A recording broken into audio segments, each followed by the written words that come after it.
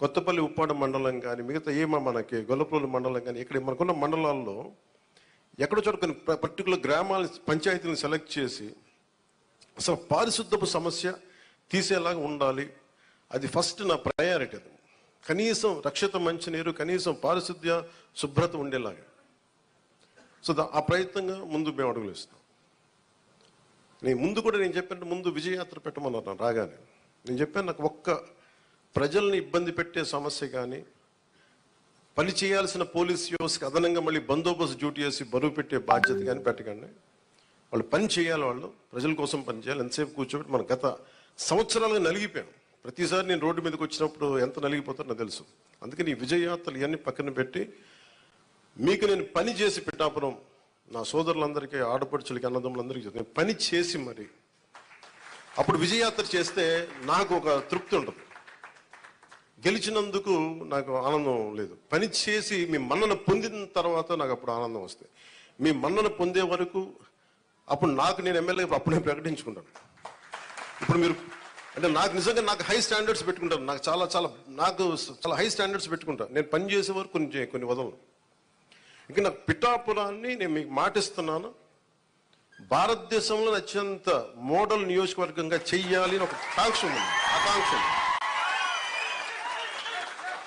ఎందుకంటే పెద్ద పెద్ద పరిశ్రమలు రావాలి, ఇక్కడ కాలుష్యం లేని పరిశ్రమలు ముఖ్యంగా రావాలి, అవన్నీ తీసుకురావాలి. ఇక్కడ నుంచి విదేశాలకు ఎవరికైనా ట్రైనింగ్ వెళ్ళాలంటే విదేశాలకు ఇక్కడ ట్రైనింగ్ ఇప్పించి రకరకాల వృత్తి కోర్సుల ద్వారా కొంతమంది పంపించాలి. ఇక్కడి నుంచి చాలా విభిన్నమైన ఎక్స్పర్ట్స్తో మాట్లాడుతాను. వాళ్ళందరికీ ఇక్కడ రావాలి, తీసుకొస్తాను. అందుకే నేను ఈ రోజున కూడా చెప్పాను, ప్రజలకు అందుబాటులో ఉండండి. నా ఆఫీస్ కూడా చెప్పాను, ముందు నా సేఫ్టీ కోసం పోలీస్ మన సెక్యూరిటీ నామ్స్ ప్రకారం కంచె అవన్నీ తీసేసి ఉంచనివ్వండి. కానీ బట్ ప్రజల దగ్గరికి వచ్చేటప్పుడు మటుకు జస్ట్ ఎలాంటి అడ్డులు లేకుండా చూడండి. ఇదివరకు నేను జనవాణి కార్యక్రమం ఎలా చేశానో నాకు అంతే జనం అట్లాగే ఉండాలి. ఒకేసారి మీద పడితే కష్టం అవుతుంది, అంతమించి తప్ప నేను ఎప్పుడు మీకు అదే అందుబాటులో ఉంటాను, అలాగే ఉంటాను. అది నేను రాష్ట్రం మొత్తం చూడాలి కాబట్టి నేను మిమ్మల్ని కోరుకునేది ఏంటంటే, నా స్టాఫ్ ఉన్నారు, స్థానికంగా మన తెలుగుదేశం ఇన్ఛార్జ్ వర్మ గారు ఉన్నారు, కృష్ణరాజు గారు ఉన్నారు. ఇది ఒక్క పార్టీ ప్రభుత్వం కాదు, గుర్తుపెట్టుకుంది కూటమి ప్రభుత్వం, ఎన్డీఏ కూటమి ప్రభుత్వం. తెలుగుదేశం లీడ్ పార్ట్నర్గా జనసేన, భారతీయ జనతా పార్టీ కలిసి ఉన్న ఎన్డీఏ కూటమి ప్రభుత్వం. చంద్రబాబు గారి అపారమైన అనుభవం ఈ రాష్ట్రానికి చాలా అవసరం. నేను చాలా ప్రత్యేకించి చెప్పాను. ఈ రోజు నేను ఫస్ట్కి ఆయన పెన్షన్లు ఇవ్వడం నాకు ఎందుకు ఆనందం అనిపించిందంటే, ఈ ఫైనాన్స్ జగ్యులరీని, ఈ ఆర్థిక అస్తవ్యస్తల్ని ఆయనదైన అనుభవంతోనే దాన్ని అందుకని మీకు ఫస్ట్ డే చెప్పిన రోజు పెన్షన్ ఇవ్వగలిగారంటే నెల రోజులు కూడా కాలేదు, అందరూ ఛార్జెస్ తీసుకొని.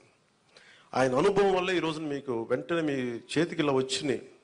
అది కూడా ఆయన మాట చెప్పారు, 3 నెలలు ఆ ప్రభుత్వంది మీకు ఇస్తాం ఆ సమయంలోది.